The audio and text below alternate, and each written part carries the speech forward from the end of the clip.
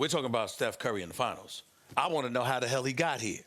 Game 5, Kevin Durant goes down against y'all. And over the last 6 quarters without Kevin Durant, they beat your Houston Rockets at the time. How'd that happen? I need an explanation. Help me out. What happened? Well, I feel like we didn't make, the proper adjustments. I'll be honest. The consensus in the locker room is, it was 2-2. We came back in that game 5. We were down like 17 at one point, and then KD goes down. That first time out after, everybody in the huddle was like, "Yo, this is it. Like, this is our chance. Like, we have to take this." But that's where you don't ever underestimate, the team of, a championship team. They figure out ways to do things, and they just kept playing. I think we expected Game 6 to be, all right, we'll come out, kind of punch them in the mouth. They're going to quit, fold, and then they're going to be like, all right, we'll try to get Game 7. We came around and messed around, and then they were like, they're not taking this game. They're not taking this game, and it went downhill from there. Austin, this is going to sound harsh, but I have to ask the question about James Harden. Because last year, without CP3, Game 7, single-digit loss, and no one could buy a shot. I think if CP3 would have played, the Rockets would have beaten the Warriors. Right. Now you go into this series, then KD goes down, and then you guys get swept the rest of the way. And to me, if you have a player who can be the MVP all season, he's the best player in the league, like 3 or 4 years now, it's always Harden or this guy. Harden's the constant. Right. But when you need him most, like you seem to have no fear. In fact, sometimes I'm like, Austin, you should have a little more fear than that. Like you're not scared of the moment. Right. But Harden, your best player in the biggest moments, hasn't come through. Why is that, do you think?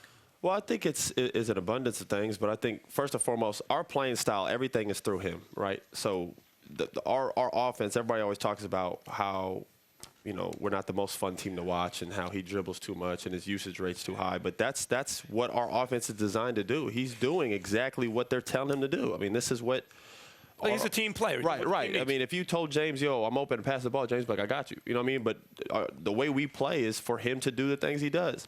And I think that's a very hard thing to do in the playoffs. I mean, you look at a team that is based out of mostly one-on-one, and then we're playing against a team who's the best ball movement team possibly ever.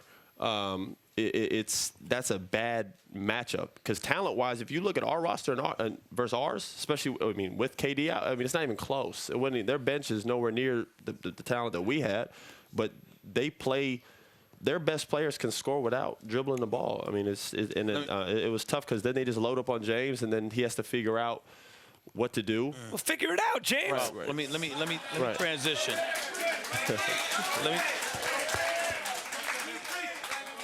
I had to report on this. I had to report on this story for the 6 o'clock Sports Center. It was reported by someone else, not ESPN, that after that Game 6, James Harden and Chris Paul got into it after the game and had to be separated. I was on a conference call with several of the players thereafter who emphatically and categorically denied that ever took place. Never happened. Never happened. Never happened. I don't care. I wouldn't lie about it. I literally don't know where this came from. Like, there was no altercation between CP or James. That never happened.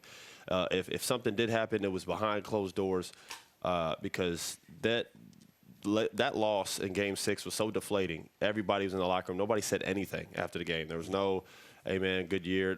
Nobody said anything. No, we didn't even bring it in. I mean, everybody's in the locker room just sitting there like, we just gave this one away. You know what I mean? And, everybody was in the locker room and went their separate ways. There was no altercation. When you say it's the styles matchup, we run everything through Harden, and that's a hard thing to do against a ball movement team. Does that mean that this system has gone as far as it can go? That's something Stephen A. has been talking about. I think it works. We just have to mix it up. You know what I mean? I think we have to do a better job of mixing it up just a little bit. I thought obviously our record and the way he played, it obviously works to a certain degree. They've gone to the listen, I don't care what even our overall season record was. Everybody knows the 2 best teams in the West Conference. I think we can all agree. I mean, it was, if you even asked the Warriors who was the one team that you felt like we have to get by, it'd be the Rockets. I don't care what anybody else says. Sure. That's just the facts. So what we're doing works, but I think when, you play a team, you have to mix up things. And when you do something hard, and it's almost impossible to do something when they're like double team, triple team. Can I tell you one thing you can do? What can you Instead do? of looking to jump under a dude's legs and then look to the ref to bail you out, hit the shot. You're Right, down 3. right, right, You're down right. 3 on the road. Hit Well, the shot. let me respond to that. That's Max's take. Right. That is not my take. My take is you have a coach who's a damn good coach. Yeah, Mike's if great. you want to win regular season games, even if you want to win a couple of playoff series. But if you're trying to get over the hump and capture a championship, you can't run your entire offense through one individual as much as he has elected to do. And that's why I think the finger should be pointed in his direction. You can say whatever you want to that. I mean, from a player's perspective, everybody's dream is to play for Mike because there's no wrong shot. Mike literally lets you do whatever you want. You know, Shoot. He'll bench you for not shooting. 100% or a mid-range. That's right. Or shooting a mid-range shot. Exactly. When I was wide open. That's right. Yeah. Get on that bench. I'd rather shoot a contested 3 than a wide open mid-range. That's just the way our team goes. But yeah, I mean, it's tough because in today's day and age, you heard it yesterday. I think if you guys watched The Jump, you talked about, you heard Stack Jack and Vince talk about how players have so much control now.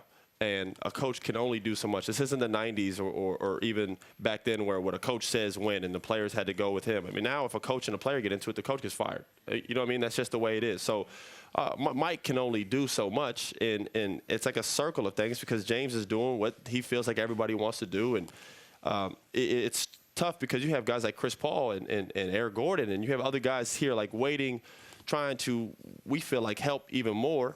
But, our system is designed around it, and it was just kind of a circle of everybody's trying to figure out, well, how do we change this? Who do we talk to? I mean, it was frustrating because I'm here right now.